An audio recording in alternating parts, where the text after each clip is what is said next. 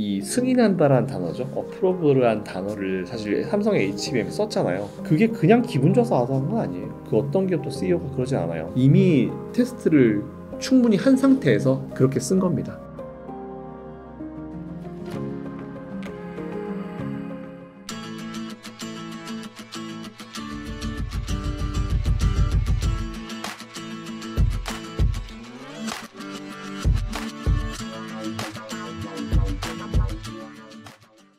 반도체는 결국은 또 AI예요.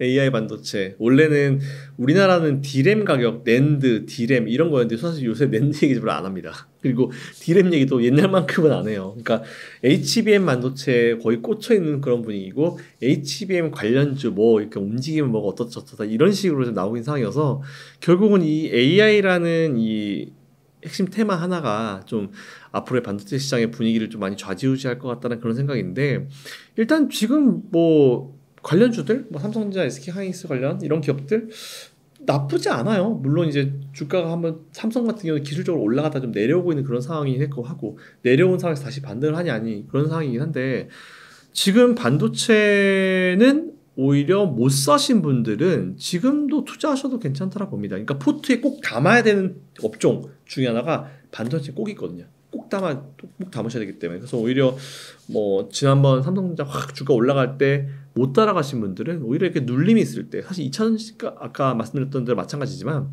주가는 따라갈 때는 진짜 따라갈 때 매수하는 거는 그냥 단기 투자할 때나 그런 거지 중장기 투자할 때는 오히려 눌렀을 때 비중을 늘리는 전략이 맞거든요. 그래서 오히려 지금도 반도체 좀 눌렸다 싶을 때 뭐 비중을 늘려가시는 전략이 좋다. 반도체는 더 높은 곳으로 갈 것이다. 이렇게 말씀드리겠습니다. 일단 지난번 D램 같은 경우는 이제 턴어라운드 했습니다. 삼성이 감산 얘기하고 이제 뭐 얼마나 나고 있지 모르겠지만 D램 가격은 이제 안정을 좀 찾고 있어요. 그래서 D램이 이번에 좀 성적이 괜찮았죠. 그래서 일단 원래 잘하던 게 성적이 좀 괜찮아지고 있고 요즘에 보면 낸드 플래시 그리고 파운드리 이런 얘기 잘 안 해요. 원래는 진짜 파운드리 망하면 삼성 망할 것처럼 엄청 얘기를 많이 했잖아요. 불과 작년만 하더라도. 근데 최근에는 파운드리 얘기도 별로 없어요. 그래서 뭐 TSMC랑 뭐 경쟁 구도고 너랑 뭐 네가 죽냐 내가 죽냐 거의 이런 분위기로 좀 많이 언론들이 몰아갔는데 지금은 그런 분위기 쏙 사라졌거든요. 그래서 오히려 저는 지금 요런 지금 상황에서 어쨌든 이제 삼성전자를 베이스로 말씀드리면 원래 잘하던 D램이 살아났고 실적이 살아났고 HBM도 지금 뭐 되게 많은 얘기들이 나오고 있긴 하지만 그래서 뭐 많이 심혈을 기울이고 있는 것 같아요. 삼성도 이번에 보니까 HBM 그 관련 쪽에다 거의 뭐 회사 사활을 걸었다 이런 얘기하면서 직원을 400명인가 500명을 그쪽에다 엘리트 직원을 그쪽에다 이제 에이스들을 이제 배치를 했더라고요. 그만큼 좀 되게 신중하게 좀 다가가고 있는 것 같아가지고 HBM이 확실히 미래구나라는 그런 생각이 좀 들었습니다. 일단 첫 번째 그 미국이나 해외 같은 데서 CEO가 직접 와가지고 이제 이 승인한다라는 단어죠. 어프로브라는 단어를 사실 삼성의 HBM에 썼잖아요. 그게 그냥 기분 좋아서 하는 건 아니에요. 그 어떤 기업도 CEO가 그러지 않아요. 사전에 충분히 검토가 제가 봤을 때는 테스트하고 있다고 하겠지만 이미 테스트를 충분히 한 상태에서 그렇게 쓴 겁니다.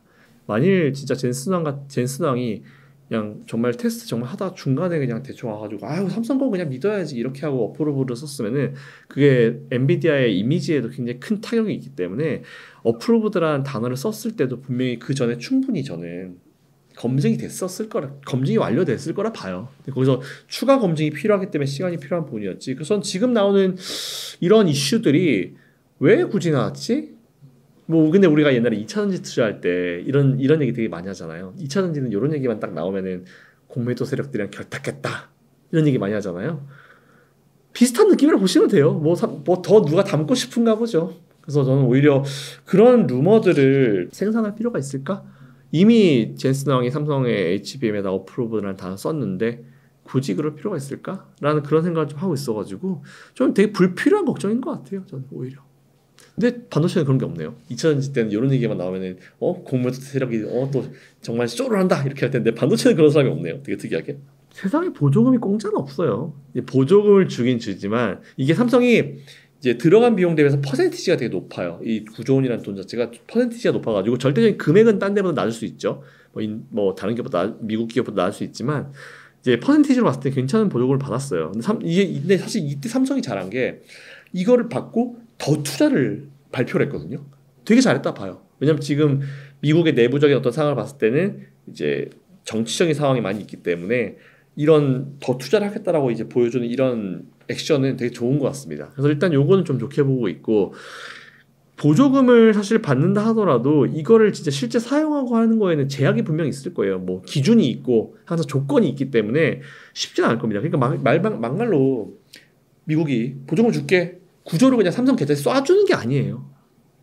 돈이 쏴주는 게 아니고 뭐 삼성이 뭐 할 때 이렇게 각각 세월을 다 나눠서 이제 지급을 하는 부분이고, 사실 이 구조도 미국 입장에서 봤을 때는 세금이잖아요. 혈세잖아요. 그렇기 때문에 그렇게 함부로 불출을 안 합니다. 그래서 이런 과정들은 원래부터 있었던 과정이기 때문에 와, 9조 원이라는 돈을 뭐 그렇게 쿨하게 주지 않는 것 같아 이런 게 아니고, 우리나라로 치면은 우리 일반 사람으로 치면은 은행 갔을 때 뭐 대출한도라고 보면 좀 맞을까요? 물론 나중에 이 구조를 우리가 돌려주는 돈 돌려주죠. 사실은 이게 대출은 우리가 갚는 거지만 우리는 더 투자를 해주잖아요, 미국에.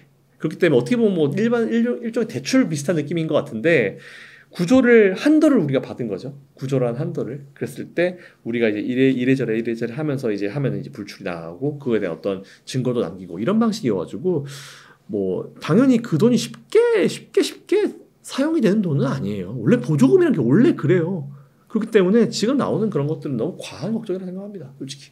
지금 이게 보조금이 발표가 되고 있는 상황이에요. 하나씩 이렇게 되고 있는 상황이어가지고 좀 기다려 보시면 나오지 않았나요? 제가 오늘 최신판을 확인해보지 못했는데 이제 전반적인 기업들 뭐 보면은 삼성 먼저 발표하고 그리고 그 다음에 마이크론 나왔나요? 인텔 나왔나요? 그러니까 하나씩 발표가 되고 있잖아요. 그렇기 때문에 그거 좀 기다려 보시면은 나머지 기업들에 대해서도 좀 뭔가 가시적인 어떤 내용이 나오지 않을까 싶습니다. 아니요, 그런 거 아니에요. 근데 이게 기업의 입장에서 생각을 해봐야 돼요. 항상 우리는. 그러니까 우리가 보통 이제 투자자 입장에서 생각을 해야 되냐, 아니면은 기업의 입장으로 생각해야 되냐, 좀 여러 개 나눠서 생각을 해야 되는데, HBM이라는 새로운 어떤 유형의 반도체가 나왔어요. 그러면은 되게 재밌는 거는 추후에는 HBM이 이제 D램을 위로 쌓아서 만든 거잖아요. 이게 하나의 기술이죠. 기존의 D램을 이용해서 만든 거잖아요. 근데 그것보다 더 높은 성능에 쌓지 않는 반도체를 또 삼성은 개발을 하고 있어요. 그렇기 때문에 HBM의 모든 역량을 다 때려 부어가지고 할 필요가 굳이 없는 거예요. 왜냐면 그 다음 거 SK 하이닉스도 마찬가지지만 또 뭔가 이름이 만들어서 다른 더 고사양의 반도체를 계속 개발하려고 노력하는 게 삼성전자이기 때문에 오히려 공장 증설이라든지 이런 부분을 할 때 막 HBM이 미래야 뭐 이거 가지고 앞으로 우리는 뭐 막 70년 80년 먹고 살 수 있어 공장 증설해 이러지 않아요. 왜냐면 공장 증설도 다 비용이에요. 그렇기 때문에 저는 그렇게 되지 않는다라 보고 있어가지고 뭐 그런 액션들로 얘기가 나왔을 때 너무 걱정할 필요 없다고 봐요. 삼성이 딱 HBM이 몇 년 동안 HBM을 많이 쓸 것 같아. 근데 HBM도 보면 뭐 3E 계속 발전되고 있잖아요. 나중에 또 새로운 이름이 나오지 않을까 싶어요. 그래서 그런 반도체가 나오게 되면은 HBM을 안 쓰겠죠. 이제 그런 시대가 올 거라 보고 있어서 오히려 그런 내용들 나왔을 때 너무 걱정하실 필요 없을 것 같다. 그런 생각이 좀 들립니다. 글쎄요. 더 높은 사양의 반도체가 나왔을 때 그 높은 사양의 반도체를 만들어줄 수 있는 그런 장비가 나오게 되면 얘기가 달라지겠죠. 근데 최근에 보면은 ASML 얘기 많이 나오잖아요. ASML 그 CEO랑 같이 자이즈를 이번에 이재용 회장이 갔다 왔더라고요.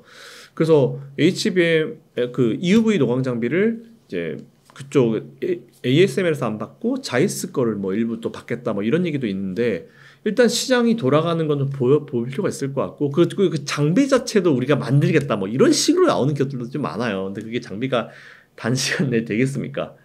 그래서 오히려 저는 그런 이런저런 내용들이 나온다 하더라도 딱히 굳이 지금은 너무 마음 쓸 필요 없을 것 같다. 이제 시작이잖아요. AI는 이제 시작이잖아요. 이게 HBM이 왜 떴나 생각해 보면 AI라는 것 때문에 떴어요. 그러니까 저는 AI라는 그 용어 자체, 이 키포인트 자체가 이제 어떻게 앞으로 되는지에 따라서 달라질 수 있을 거라 보는데, 이 AI는 우리가 어렸을 때부터도 막 터미네이터나 이런 인공지능 이런 걸 예전부터 수십 년 전부터 보고 왔었고, 그게 이제 시작이 되고 있는 거잖아요. 저는 이게 앞으로 더 성장했으면 죽을 테마라고 절대 보지는 않아요. 그래서 관련주들은 더 움직일 수 있을 것이고, 엔비디아 오늘 새벽에 좀 올라왔더라고요. 900불인가? 이제 다시 커버링 된 걸로 알고 있는데, 일단 전반적인 어떤 내용들로 생각해 봤을 때는 이제 AI라는 테마가 죽지 않는 이상 이쪽이 더 높은 사양의 반도체는 절대 죽지 않을 거라 보고 있어가지고 지금은 한번 훅 올라오고 나서 또 좀 적정 수준에 좀 거품 빼고 좀 쉬어가는 과정이라 봐요. 그러니까 지금은 적정 조정 그리고 쉬어가는 과정이라고 표현하는 게 저는 맞다고 봅니다. 지금 1억이 있으시다라고 하면은 저는 미국이랑 우리나라랑 같이 하셔야 돼요. 같이 하시는 게 맞다 봅니다. 저는 같이 하는 게 맞다 보고 있고 밸런스는 오히려 저는 우리나라 쪽에 좀 더 주는 거. 못해도 5대5 안 되면 4대6 우리나라 쪽에 좀 비중을 좀 둬서 이제 보시는 게 맞다고 보고 있고 그리고 미국은 어떤 투자를 하실 때 배당까지 같이 생각하셔도 괜찮긴 한데 업종은 사실 저는 거의 비슷하다 봐요. 그러니까 업종을 말씀드리면 뭐 4대6 아니면 5대5 미국과 우리나라 이렇게 나눠서 하시되 우리나라 뭐 업종을 말씀드리면 반도체는 무조건 있어야 돼요. 이거는 미국 주식이든지 우리나라 주식이든지 반도체 주식은 하나씩은 가지고 있어야 됩니다. 저는 그렇게 보고 있어요. 그리고 양쪽 다 2차 전지나 전기차 관련 기업들을 하나는 가지고 있어야 된다 봐요. 미국은 오히려 테슬라 사는 게 괜찮아요, 저는. 그리고 우리나라 같은 경우도 2차 전지 관련 기업들 제가 오늘 말씀드린 기업들 중에 한두 개 정도 가지고 계셔야 된다라고 보고 있어가지고 그건 좀 체크해 보시면 좋을 것 같고 그리고 뭐 디스플레이, 바이오, 조선 이쪽 라인들 좀 많이 쳐졌던 기업들 그리고 아까 제가 밸류 관련해 가지고 좀 저평가된 기업들 중에 이런 지주사 관련 기업들 그쪽으로 매수하고 계셔도 좀 좋을 것 같다라는 생각을 가지고 있습니다. 지금은 한 종목 몰빵 시대는 아니에요. 앞으로 다가오는 시대는 한 종목 몰빵하면은 정말 상대적 박탈감이 심할 겁니다. 그래서 최대한 여유롭게 넓게 퍼뜨려 가지고 포트도 이제 업종도 몇 개 나눠 놓으시고 이렇게 하는 게 물론 어떤 사람들은 그렇게 얘기해요. 이것도 투자 스타일에 따라 다른데 한 종목 몰빵해가지고 수익 내야지. 아유, 짜깍짜깍 뭐 6개, 5개, 6개 종목 나눠가지고 언제 수익 내냐 이렇게 하거든요. 근데 오히려 시간 지나고 보면은 이 케이스가 더 잘 풀린 케이스가 많기도 해요. 근데 결국은 이제 각자의 어떤 투자 스타일에 따라 달라지는 건데 회사 다니면서 나는 막 적금 대신에 뭐 주식할래 할 수 있는 분들은 저도 뭐 하시는 투자 전략. 그리고 난 회사 안 다녀. 나는 개인 투자해. 난 뭐 스캘퍼야 하시는 분들은 열심히 하셔야죠. 하루에 뭐 100번이든 20번이 거래하셔야죠. 제가 지금 우리나라 주식 20년 조금 넘었고 미국 주식도 10년 정도 한 15, 16년 정도 됐나 정도 투자를 하고 있는데 보면 매해마다 이슈가 없었던 해는 단 한 해도 없었어요. 중동에서 전쟁이 있잖아요. 매년 싸웁니다. 걔네들은 매년마다 싸우는 애들이고 매년마다 시장에는 걱정거리가 있었던 이제 시기였는데 그럼에도 불구하고 시장은 단기적인 조정이 끝나고 나면 결국은 올라왔어요. 지금도 되게 높은 데로 올라왔잖아요. 그 시장이기 때문에 오히려 올해 같은 경우는 예전에 막 시장이 부양책을 쓰고 돈을 부을 때처럼 막 파파팍 지수 올라가는 시장이 되진 않을 거예요. 예를 들어서 오늘 1% 올라갔다 내일 1% 빠질 거고 지수 기준으로 오늘 1% 올라갔다 내일 1% 빠질 거고 모레 2% 올라갔다 그 다음에 2% 빠지고 이런 식으로 변동성은 이제 좀 어느 정도 있을 겁니다. 대신에 이게 모이고 쌓여가지고 시간이 지나고 보면은 막 한 1, 2주 봤을 때는 진짜 시장 완전 횡보네라고 하겠지만 한 6, 7개월 보고 올 연말 봤을 때는 지금부터 확실히 높은 자리까지 올라왔구나. 이렇게 변동성이 있는 가운데 이렇게 올라갈 거기 때문에 지금부터는 상대적 박탈감 이거로부터 이제 이겨내야 된다. 그러기 위해서는 포트폴리오를 여러 개 업종을 나눠놔라 라는 말씀드리고 그리고 어쨌든 좀 잘 버틴 자가 승리하는 그런 시장이 올해부터는 충분히 될 수 있다라는 말씀드리겠습니다.